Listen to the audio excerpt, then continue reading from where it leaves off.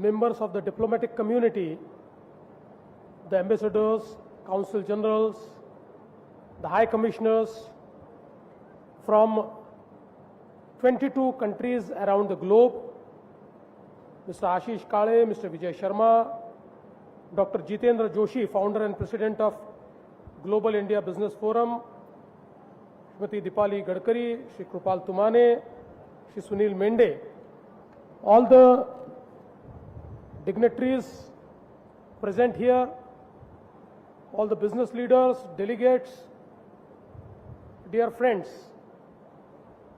At the very outset, I would like to welcome all the members of the diplomatic community to this beautiful orange city, which is winter capital of state of Maharashtra and which is the 0-mile city of India, which situates at the very center of this nation.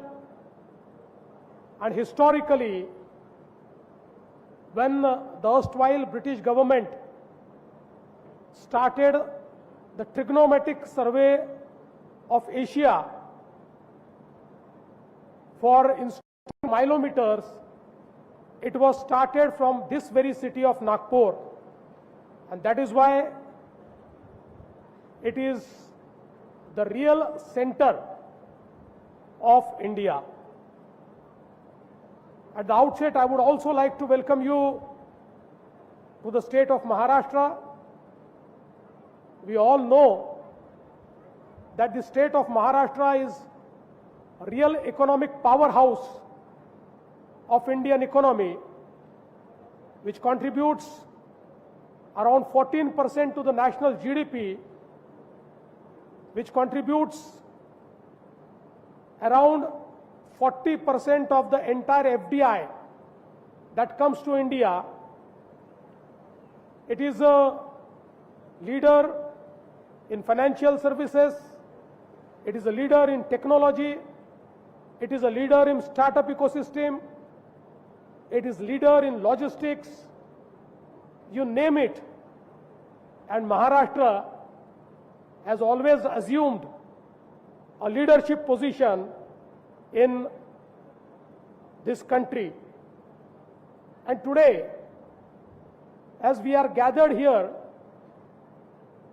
in Vidarbha, I think now is the time when in Maharashtra, the fastest growing region and the fastest growing economy is this region of Vidarbha, which is witnessing historic investment MOUs, and not just MOUs, but also the commitments which are fructifying into real investments.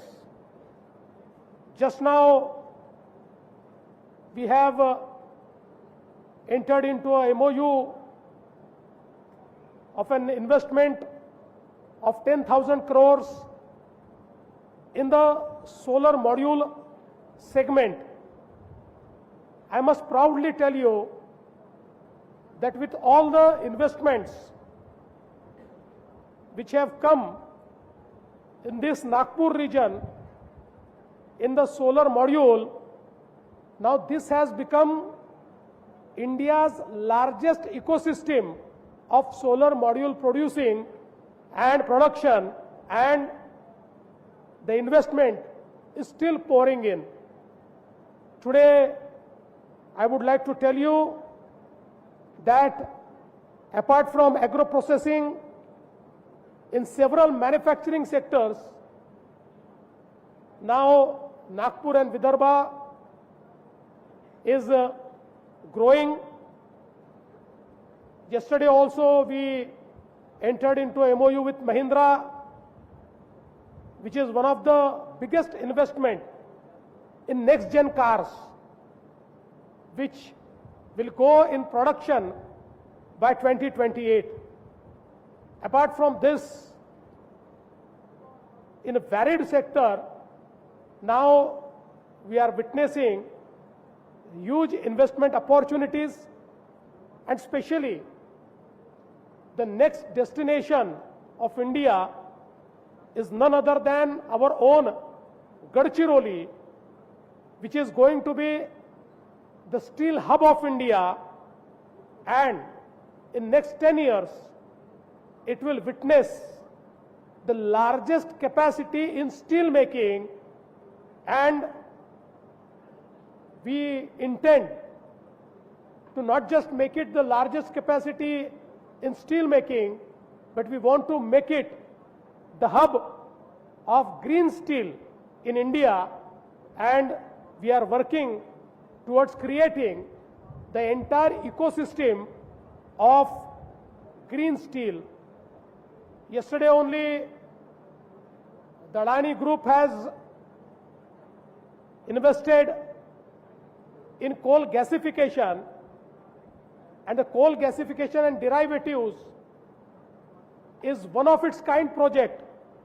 It will be the first in the country, and it will change the entire coal ecosystem of Vidarbha. As all of us know that in the minerals like coal, Vidarbha is a leading ecosystem, but with the technology, things are going to change a lot. We are also trying to capture the new way of GCCs in Maharashtra. Although we know that now Mumbai and Pune has become a new GCC corridor, but now we are also positioning our tier 2 cities like Nagpur, Nasik and Chhatrapati Sambhajinagar as the new destinations for this GCC ecosystem, and I am sure that very soon we'll announce some good investments in the sector of GCC.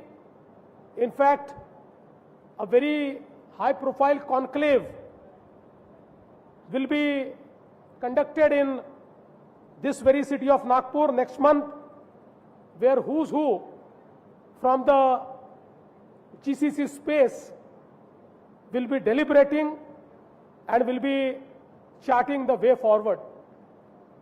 I think today Maharashtra is making strides in all new sectors like quantum computing and artificial intelligence, data center and digital infrastructure. Today I must tell you that Maharashtra has already become the data center capital of India. We account for 60% of data center capacity that has been created in India, and the investments in data centers are pouring in day in and day out. And I think that this new economy around data, AI and semicon is something which is going to shape the entire world's economy, and we feel that Maharashtra has to lead its way in this new economic era, and we have already started that. Green steel and electric vehicles is now our forte. Maharashtra now proudly has 4 destinations into electric vehicles. It is Pune, it is Nasik, it is Chhatrapati Sambhajinagar, and now the Vidarbha, which has witnessed the biggest investment in the field of EV. Now, I think one more sector where we will find more opportunities to invest is a circular economy, and I think sustainable aviation fuel. These are 2 sectors. In SAF, we are witnessing new technologies and new investments, and today I think the entire opportunity in circular economy is something we want to leverage in this state. And I would like to invite all the countries, technologies, businesses who have interest in the sector of circular economy, because right from the municipal administration and also in the manufacturing ecosystem, we are now very aggressively going for circular economy, and that creates a lot of opportunity. Agri-tech, green fertilizers and food processing is also one area, because this area of Vidarbha is a orange basket of India. It is very famous for oranges. This is an orange city, and I think in the sector of food processing and also in the sector of agri-tech, because Maharashtra has been the first state which has announced a mission around AI in agriculture.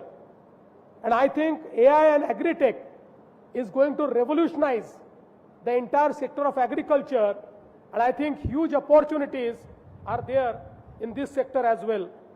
Again, electronics, semicon and fintech. We know that Mumbai has already become the fintech capital, and now I think Honorable Prime Minister Shri Narendra Modi ji has also expressed his desire to make Maharashtra and Mumbai the fintech capital for world, and I'm sure that will open up huge opportunities into fintech, healthcare, education and logistics. These are also sectors where huge investments are coming, especially logistics, because Nagpur, as we all know, that it is a zero-mile city. In fact, around 60% of India's GDP can be covered from Nagpur in 8 to 10 hours. So, logistically, Nagpur is something which is very strategic. And today, with our Nagpur-Mumbai Expressway, we have connected Nagpur to the JNPT port, which is right now the biggest port of India, which accounts for 60% of the container traffic of India. And with the efforts of Honorable Union Minister Shri Gadkari ji, we have already started a dry port near Nagpur, whereby all the port clearances can be obtained and the shipment can be directly done in the JNPT port. Apart from JNPT port, now in Maharashtra, we are building India's largest port, that is Vidarbha. This port will be 3 times bigger than JNPT, and from the day one, it will be amongst the first 10 largest ports of the world. And I am very happy to announce that the day this port is ready, on the very same day, a very dedicated access controlled road will be connecting Nagpur to Vidarbha, whereby the goods can reach the Vidarbha port in less than 6 to 8 hours, and the turnaround time will be very less, because there will be no congestion on the port, and that will give a leverage to this entire area of Vidarbha to be part of the port-led economy, and I'm sure that that will open up huge opportunities in this area. Renewable energy and urban transformation are also areas where we are working a lot. Our Honorable Prime Minister always says that urbanization is something, if properly managed, can be a boon, can be an economic multiplier. And today we all know that in and around our urban cities, we generate 65% of our GDP, and that provides huge opportunities for urban transformation, for urban investment, and Maharashtra is one of the most urbanized state. More than 50% of the people live in cities. I think here also huge opportunities can be taken advantage of. So I would like to tell all the members of the diplomatic community that today in India, the best business case is in the state of Maharashtra. And when you talk about Maharashtra, we have different regions. Every region is good. But right now, one of the most emerging region is this region of Vidarbha. So if you wish to locate your businesses here, I think it's right time. Now in healthcare sector also, we just witnessed this MOU with care hospitals. And today, Nagpur is becoming the medical hub of central India, and hopefully will find the medical tourism in this sector expanding very soon. As all of us know that this is also tiger capital, and the tourism with regards to wildlife and forest is already a developed ecosystem in this area. So I think there are huge opportunities. I would also like to tell you that now our focus is more on policy-led growth. We have created many policies, but some new policies which we have created are the best in the country. Amongst those, AVGC XR policy we have created. The GCC policy which we have created is one of the best in the country, and when we showcase this policy to the potential investors, they appreciate it and they say that it is one of the best policies which has ever been created. The gems and jewelry policy, because we are the export leaders of gems and jewelry. The industry investment and services policy, whereby every single industry is taken care of, because we know that ease of doing business and cost of doing business, these are the two denominators.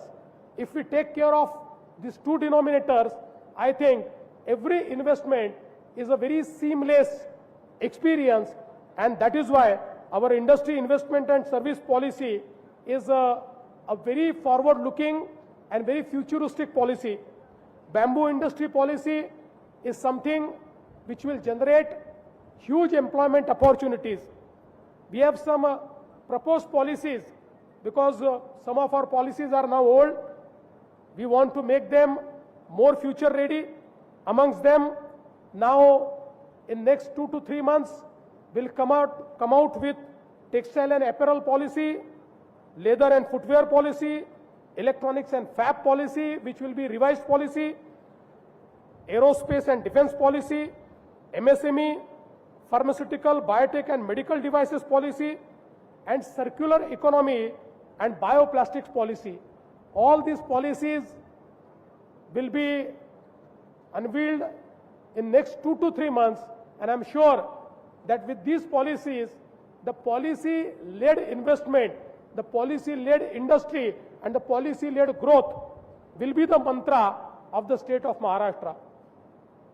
I would once again like to thank the members of the diplomatic community for gracing this occasion.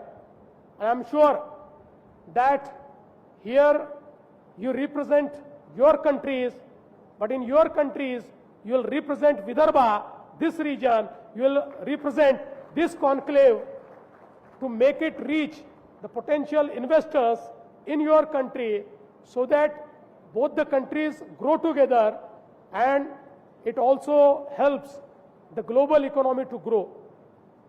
I would like to thank the organizers for giving me this opportunity to felicitate this entire community, diplomatic community, and also for giving me time to express my views, to showcase the state of Maharashtra and also this very region of Vidarbha. Thank you. Jai Hind, Jai Maharashtra. Thank you so much, Honorable Dev.